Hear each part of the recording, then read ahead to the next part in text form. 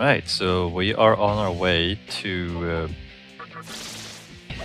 this guy who is at the end of this corridor.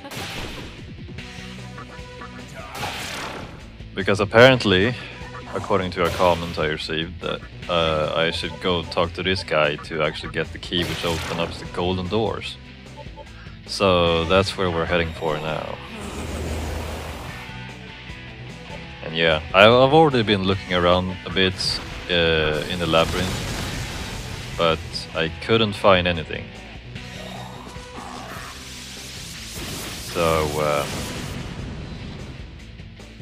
yeah, I figured that I might as well go for it, since otherwise I would have just been running around this place without knowing where to actually go. And I've really got to say that the game doesn't really tell you where you're supposed to go. Like, oh, there's this guy who knows how to unlock these doors, but we don't tell you where, and there are no... it's like not even a hint or anything. Although when I did receive the comment saying that you should go to this guy, I guess, yeah, it was... if there was a hint, it was a very subtle one. Like, I do remember someone saying that, oh, but now that you've defeated Beelzebub, you should go back and visit the previously cursed areas. Oh. You know, it kind of makes sense. I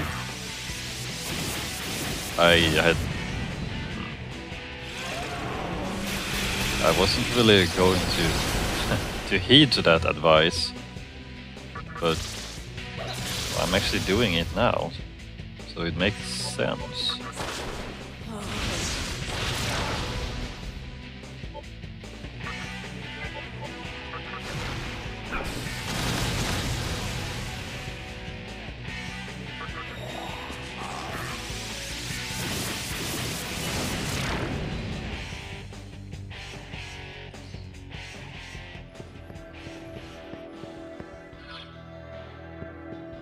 Let's see, I think there's only the door in the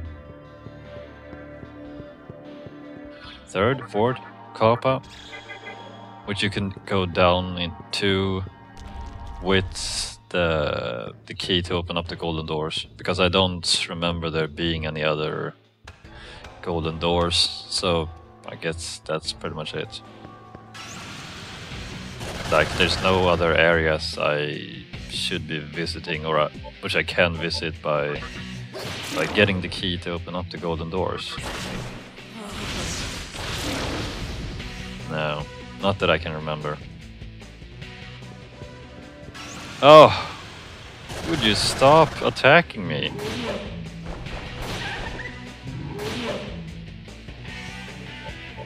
This is getting a little bit crazy here.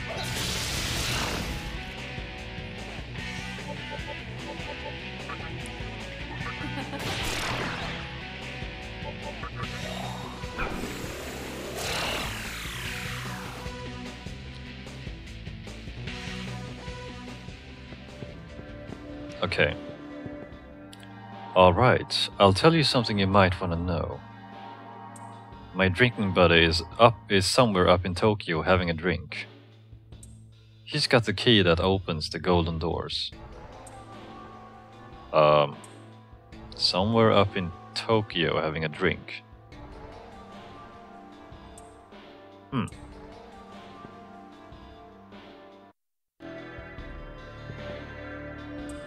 Alright, so we are at the golden door, and let's jump in. Yeah, so basically I went to Nyx's Lounge in Ginza, where you run into Loki. And when you ask him where the key is, he tells you that he sold the key to a curious mannequin just to get money so that he could buy booze. What a guy. Anyway, so yeah, so I just came from Asakusa and the junk shop, and I just had to talk to the mannequin and he gave me the key. That's pretty much it.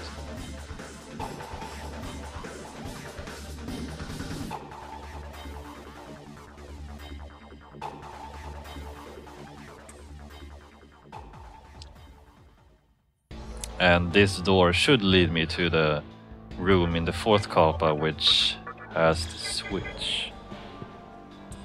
I think. Yep.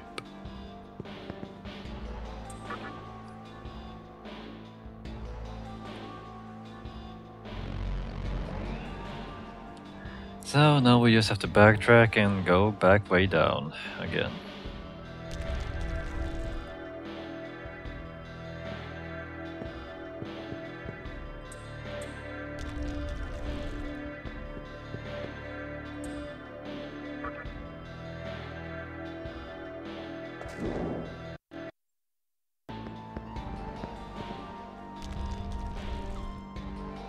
And here's another peephole. Oh, okay, the door is closed, okay. Yeah.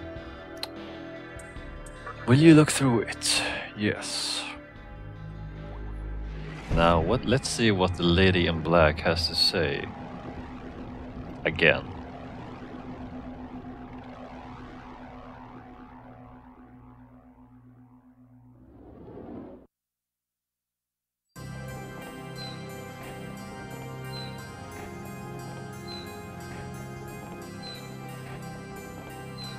It's like they know I'm coming, so they're just waiting for me to... At last, you have restored all of the candelabra to their rightful places. I promised earlier that I would answer all of your questions, sparing no detail. It may have occurred to you that the candelabra were not, in fact, stolen. In truth, my master gave them to those whom he deemed worthy. I must apologize for not being honest with you, but there is a reason. If you listen to what I have to say, I am sure you will understand. I don't have much of a choice, do I? The forces of light and darkness have fought throughout the universe, even beyond the flow of time. Their battles have affected every living being in existence. Demons and humans are no exception. They have simply been cogwheels in the infernal machine called war. And the war still rages on, even as we speak. However, one individual vowed to put an end to this eternal war. He decided to create a demon of chaos, one that would inherit his will, and enter the final battle against the forces of light.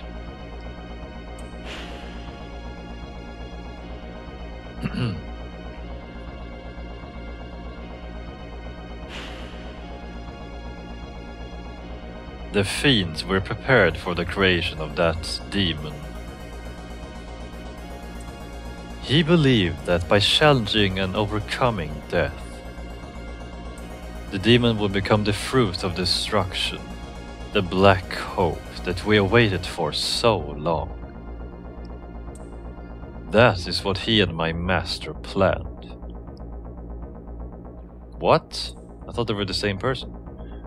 The fiends and the labyrinth of Amala were ordeals meant to test you. One fiend challenged you, unaware of the truth, while another fiend fell to you, dreaming of a future of chaos. Yes, this was all in preparation for the final battle.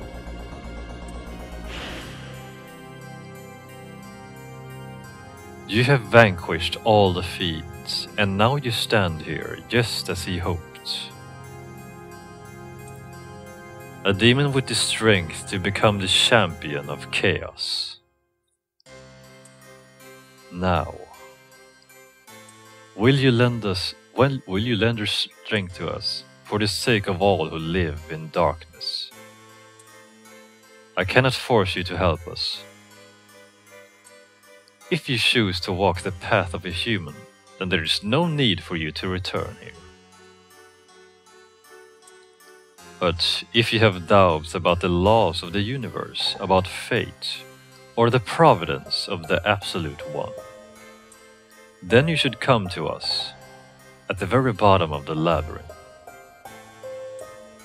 There you shall be born again as a full demon, body and soul. Let me conclude by telling you about a human who has crossed your path. One who is drifting, being kept alive by fate. It is my master's wish that you listen before deciding upon a path to take.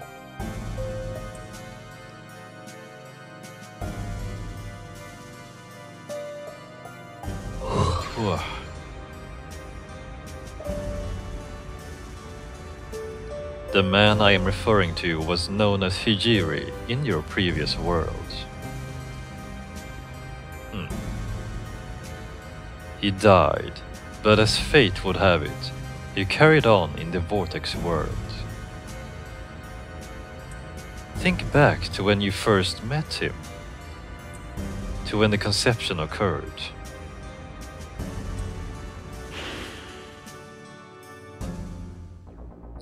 Yes, he did lose his life like all the others.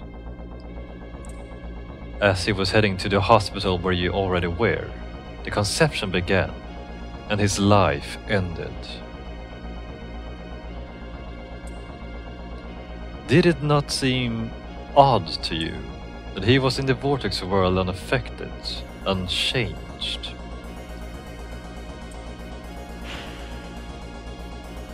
It was all because of the mortal sin which he committed. He was a being toyed with by fate, condemned to carry the burden of atonement forever. Okay.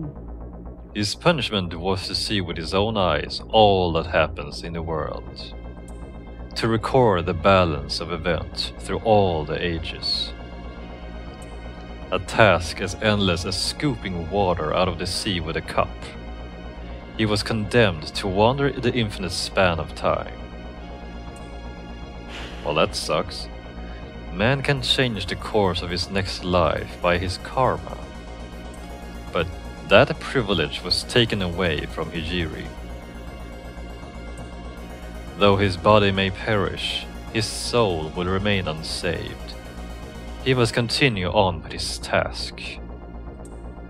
He lives a cursed eternal life, just like a demon. So what did he do? Watch and record the history of the world. Witness the entirety of the endless war between order and chaos. That is your punishment for your unforgivable sin. Do you understand now? By the will of Amala, he was given a life of torment, and emerged in the Vortex world without realizing that he had died. Okay. Soon after, your paths crossed again. That is probably because you have the potential to affect the course of the new world. So by accompanying you, he has unknowingly been fulfilling his destiny. Tragically, he has no memory of his sin, his punishment, or even his death. He believes that he survived the conception and has acted accordingly. As for the result of his efforts, you already know the outcome. In the body of a mannequin, Hijiri challenged those vying for creation. And he lost his body once again.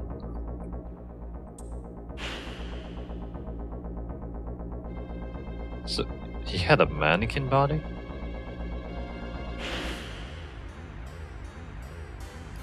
He is now on a journey to a new land of suffering. But his will can never be freed, and his sin never redeemed. Sucks to be him. Do you want your life to be predestined as well, or would you rather choose your own actions? If you do not wish to be ruled by destiny, if you would prefer to walk with demons on a new, untrodden path, then please come visit my master. You can open the door ahead with the candelabrum I gave you. Will you come meet my master?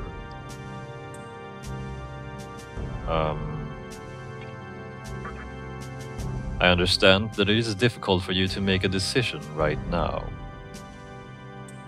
There is still time. If you decide to help my master, please come back to this place.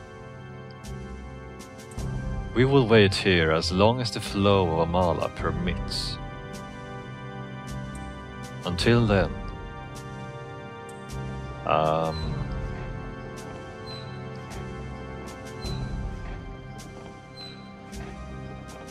you didn't open the door, did you?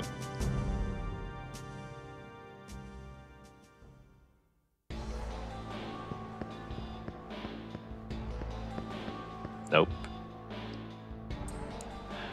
Okay, so I guess I actually have to say yes to her question.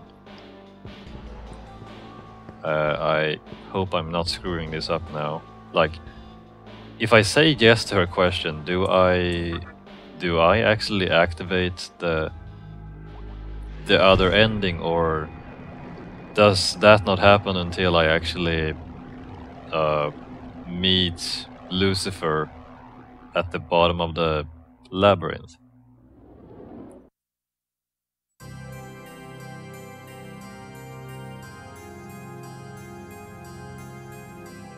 I have no idea. You have returned, Naoki. Have you decided to come meet my master? I guess you won't really open the door unless I say yes. Then we will be waiting in the deepest part of the labyrinth. I will open the way to the last door. Please use the candelabrum and come see us. We look forward to seeing you soon. Yeah. Whatever. And now she opens up the door.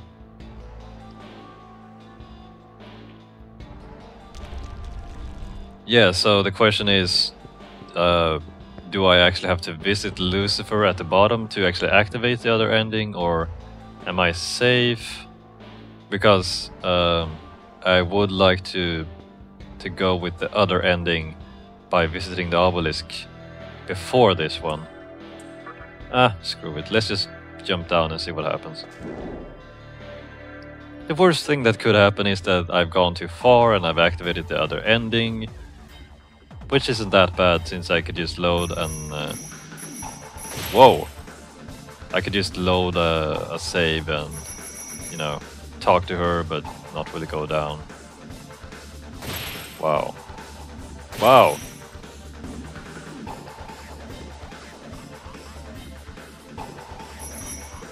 Ooh, oh, this is tough one.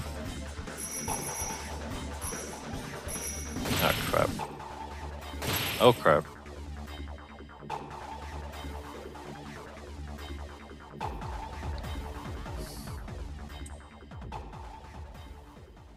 Yeah, so also just let me clarify something. So yeah, this is a blind playthrough, right? So this is the first time I'm playing the game.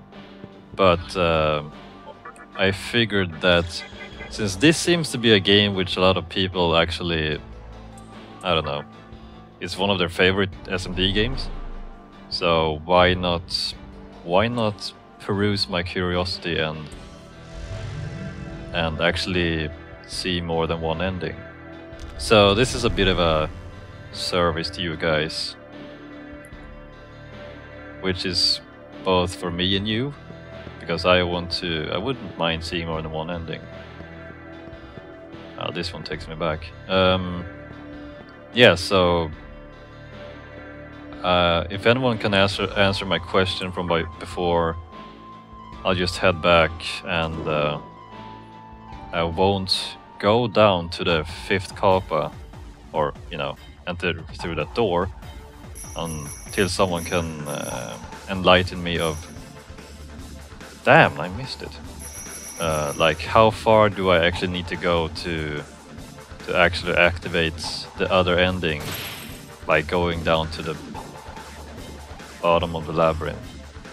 Yeah, I can kind of guess, but it would be reassuring if someone could just tell me, since I would like to do the ending you're supposed to get. Damn it, if you go to the obelisk first, because I would like to go with that ending first before doing this one. So yeah, this is the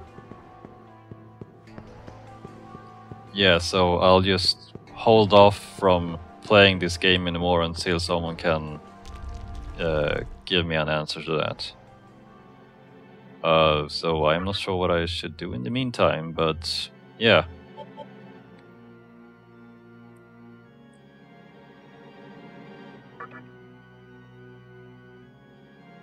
Well, I guess I can figure something out. Anyway, so thanks for watching, and I hope to see you soon.